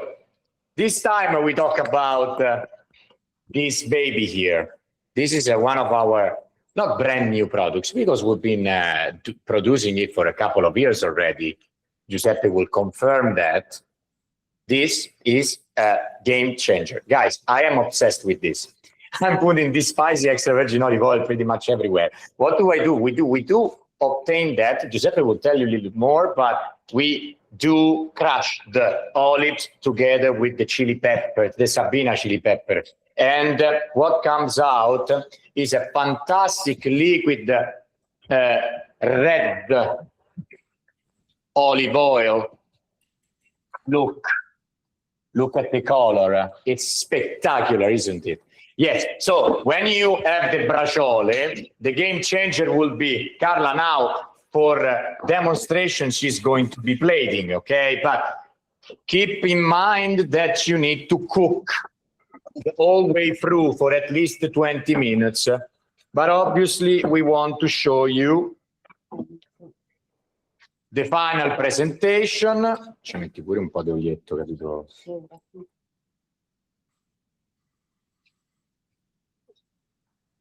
The final presentation with the braciola on one dish. Lo vuoi? Ce l'hai? Andiamo. A little bit of Parmigiano.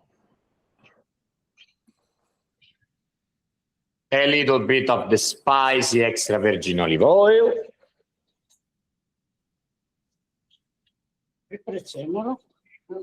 And, you know, some parsley as a final decoration, as a final topping, you know.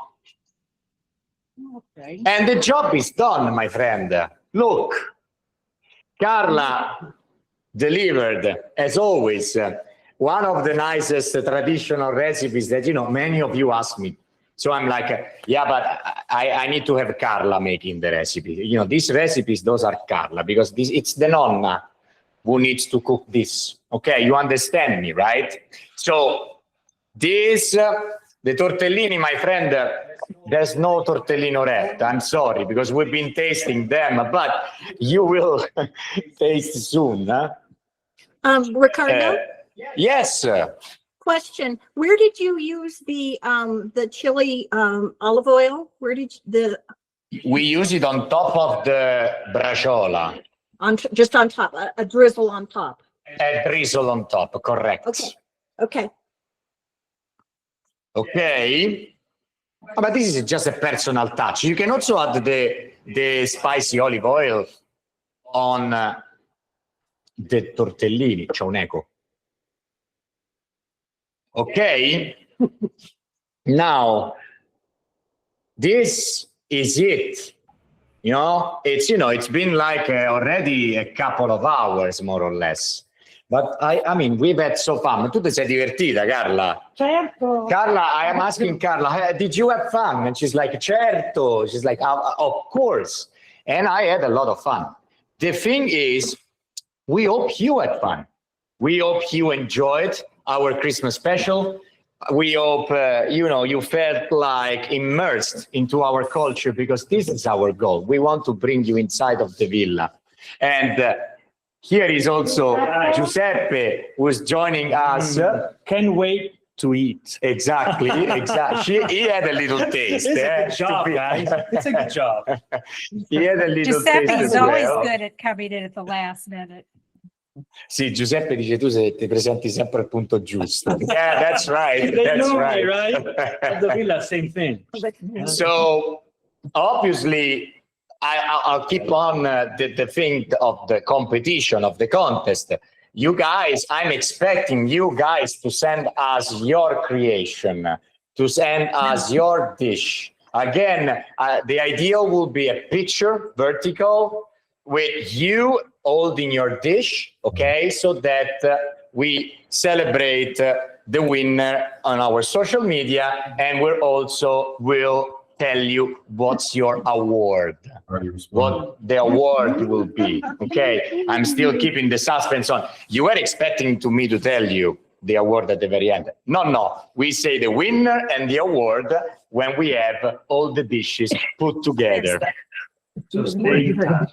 So you have to stay in touch. You know where to send email. You know how to find us. And also an invitation for you. We're doing more of these classes. Yes. We're doing, we have a full package that starts in the 2026. And,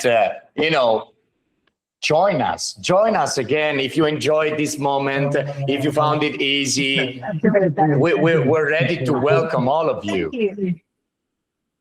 Okay, now it's your turn. Do you have any comments, anything, something you want to show me? I'm all ears. We're all ears here. It's Robin. Ciao, Can you hear me? Bella. Sì, of course I can. Carla, Wow. mi manchi. Is that how you say it? Dice Carla, gli manchi. Anche tu. She say, you too, Robin, likewise. Buon Natale. Can I We show meet. you all tortellini? Sì, show us your tortellini, Robin. Ci vuole far vedere i tortellini. Oh, look at those. They're beautiful. Brava. Very well done. Okay, Michelle is showing the tortellini. Michelle, we haven't heard from you, but you have to understand, my friend, that Michelle, she's joined all the classes from the very beginning.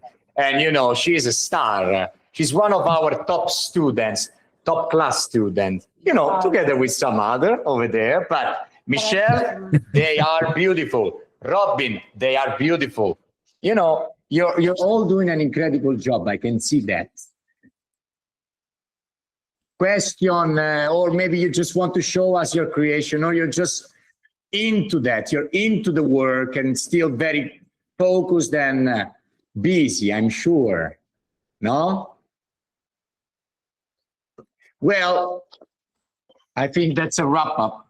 And I think this is the time to tell you something from the bottom of our heart, from La Cucina Sabina's team. You don't see the camera man behind Robert and Sebastian. We're all a team in all this online cooking class program. And we want to say Buon Natale, Carla. Buon Natale e felice anno nuovo. So that means Merry Christmas and Happy New Year's, my friend. We want to hear from you. Okay, we want to see the picture. It's a promise. Merry Christmas. Okay. Christmas. We love all of you as well. Merry Christmas. Merry Christmas, Merry Christmas, Buon Natale, Buon Natale. Natale. Guarda là, bacio in là. Buon Buon Natale. Natale. Merry Christmas. Ciao, ciao. Merry Christmas. Ciao, Thank ciao. you. Christmas. Thank you. Happy New Year, guys. Happy New Year. Ciao, Diane. Ciao, everyone. Ciao, Luen. Ciao, everyone. Ciao. It's you're too many. It's hard to but yeah, I'm telling you, I love you all. You know that. We love you all. Bye-bye. Bye-bye. Have fun. Grazie mille. Grazie mille. Grazie mille. Ciao, ciao. Ciao.